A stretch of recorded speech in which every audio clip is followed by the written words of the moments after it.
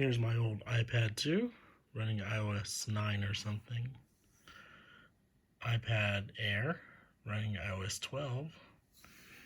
And iPad 6 running iOS 13.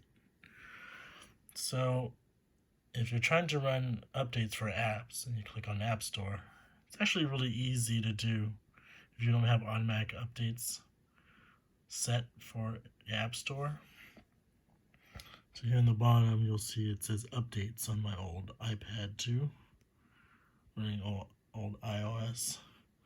It's really easy to update, and then they have like update, or update all on the top left. Same thing goes here with iOS 12. There's a big updates button on the bottom. Click on there, and instead of the top left over here, you have the top right where you click on that and update all. But iOS 13 is awesome. It makes updating even more difficult. Why? There's no update button on the very bottom. Instead, look at the top right where it shows the account icon. Click on it, and then I scrolled the account a little bit so you wouldn't see my account ID. And so if you scroll it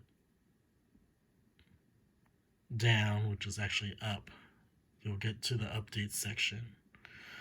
So it's actually pretty confusing. You have to click on here and then scroll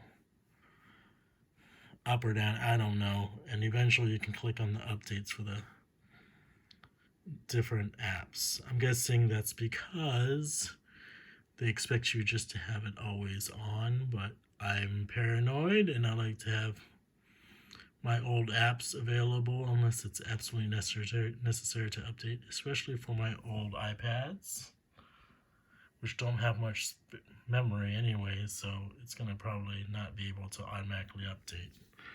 So again, if you want to automatically update apps through App Store, click on the top right where it has the little person icon. Scroll down, which is actually move your finger up until you get to the different apps that you need to update.